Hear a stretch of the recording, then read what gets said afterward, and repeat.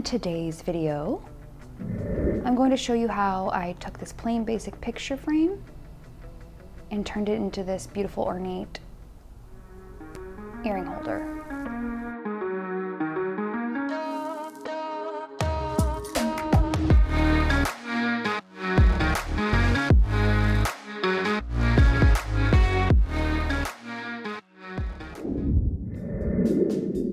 The first step is choosing what type of frame you want to use.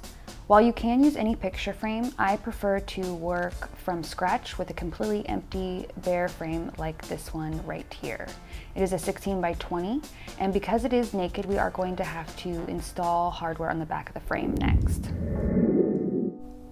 Selecting the correct hardware for the back of the frame is the most important step because with the wrong hardware, it will not function.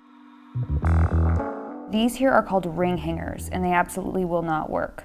We need to install what is called Sawtooth hangers on the back of the frame. And just in case you don't believe me, I'm going to show you a quick example. Now I'm going to take this frame that I put the wrong hardware on, and I'm going to hang it on the wall and try to hang an earring and show you what happens to the earring. When I go up here and I try to put the fish hook on the garden wire fence, it has almost no space to hang. It's flush up against the wall. So now I'm going to show you what the earring does on a frame that has the correct hardware. Look at all the space behind the garden wire. The earring has room to breathe and room to hang. So now that we've established that, we want to flip the frame over face down and install the sawtooth hangers in the middle of the back of the frame with a Phillips screwdriver. Now that we have our sawtooth hanger on our frame, I'm going to hang it on the wall to show you the next step. We now have that great space behind the top of the frame, but look what it's done to the rest of the frame. We do not have equal space behind the middle or bottom. And it's essentially made our frame tilt at a slant forward. So we need to do something to bring the frame off the wall in the middle and bottom half, otherwise we won't be able to hang any earrings down here. So how do we do this? Well, first we're going to go in the middle with some Scotch Furniture Felt pads. We are using these to serve as bumpers instead of buying the traditional ones at the store because these are the perfect width that we need, and all you have to do is take that sticker off of the back and put them in the middle of the back of the frame. And for the bottom, we are going to use Scotch Fasteners, not to be confused with the popular command strips. We cannot use command strips here for 1,000 reasons, but I will stick to the only one that applies here, which is they're not the same diameter. We need the Scotch Fasteners because they are the exact perfect size that we are trying to bring behind the back of the frame. They're also way stronger and more reliable. Next, we are going to take our garden fence and put it on our frame. Now, you can use whatever style you want. There's a variety of options out there. There's this honeycomb style, there's a larger rectangular style. I'm going to be using this smaller square style today. Now this stuff is very strong, so you're going to need really good wire cutting scissors to cut it. Now I'm going to just lay my frame face down, and I'm just going to take that garden fence and lay it right on top of the back of the frame to see roughly what size I need to cut to put in the interface of the frame. If you're normal, just get a measuring tape and measure the inside of your frame and then correctly measure and cut that amount off of your pre-selected garden fence. But I don't like to measure, so I just throw it on there and free-handedly cut it outside of the frame. Now this is very difficult to work with, so you're going to definitely need some heavy objects to place on top of it while you cut it. You then will use your wire cutting scissors to cut the appropriate amount, and then we are going to lock it down right here on the interface of the frame, and we are going to do that with a staple gun. We're going to take the staple gun and simply press it over the garden wire fence into the frame.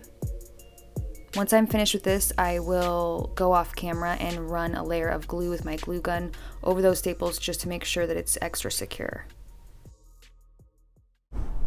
If you like the rustic look, then you can leave your garden fence natural, but I want this to have a more elegant look, so I'm going to paint not just the frame black, but also the garden fence.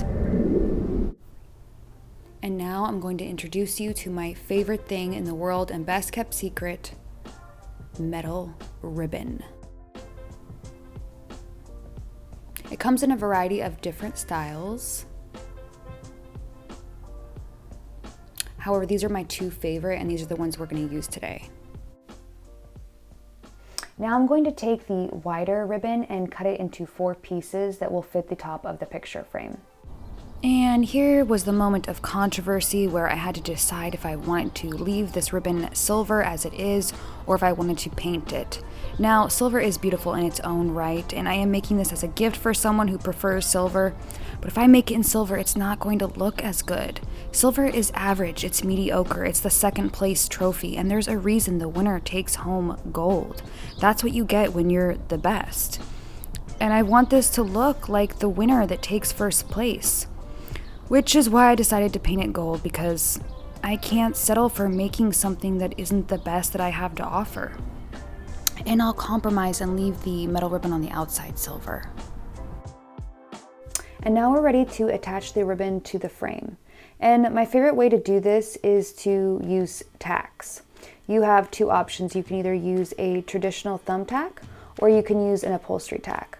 And they look so similar. I wanted to show the comparison of them side by side because it's almost unidentifiable to the naked eye. So the upholstery tack is much heavier in weight and it has a very rounded cylinder top. It's also heavier duty, and the thumbtack is obviously lighter and flat topped. And now I'm just going to take a clamp and use it to hold down the ribbon to the frame while we take a hammer and hammer down all of the tacks in these holes all along the right and left side of the ribbon.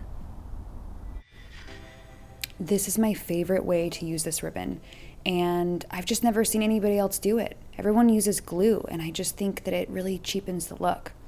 Now, this move becomes really repetitive, and honestly, I wasn't going to show that much more footage of it, but this centipede showed up and just demanded some screen time.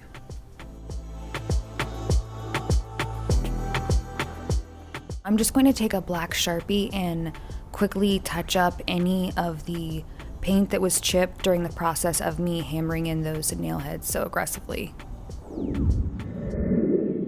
Now, as much as I hate using glue with this ribbon, I don't have a choice for the corners. We had a break in the pattern on the ribbon where we did not have any holes on the ends to put our upholstery tacks in to really lock down those last little edges. And while I could just forcefully put some upholstery tacks over the ribbon anyways, it would disrupt the uniformity of the entire piece, so I don't want to do that. And I'm just going to use my glue because I only have to do it on the corners, and it is quite a tedious task, as you can see. And you really have to go get under every little crevice of the metal ribbon because it bends very easily, as I showed you earlier. It constantly wants to bend upwards, so you have to make sure it's very secure. Now we're just going to take that skinnier metal ribbon and run it all around the outside of the top of the frame.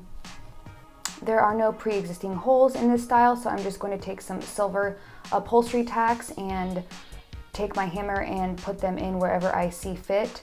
And because the width of this metal ribbon is a little bit wider than the space of the frame I'm trying to cover, I will have some overhang on the front and the back, and then I will just take my hammer and do what I call massaging, where you just kind of beat the metal ribbon until it kind of conforms into one cohesive piece.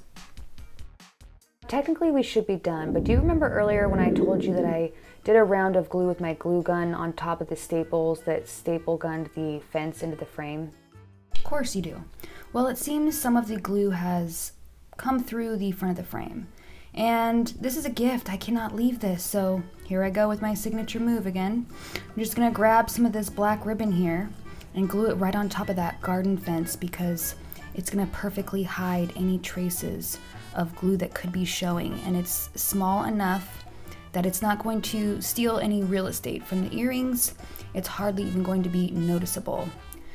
So, of course, I don't expect anyone else to do these extra steps. I'm just showing you what I did from start to finish, and I really thought we were gonna be done after this. But then I saw this little piece of wood here that is not showing up on camera, but it was just a very battered and beaten look happening. It was not probably visible to anybody but me, and naturally I had to cover that. So of course I had the most perfect size ribbon that was the exact amount of space I needed to cover. It was this skinny ribbon with these beautiful gold studs, and I went through with my glue gun to lay it over to cover it, and I'm just actually so happy that I did, because it added this really extra regal look to the entire frame, and I'm just so happy with how it turned out. So here she is, all finished with some earrings on her, so you can see exactly how she's meant to shine. Thank you guys so much for watching. Was that a little too intense for you? Don't worry, it's not always like this here. We do things on a smaller scale too.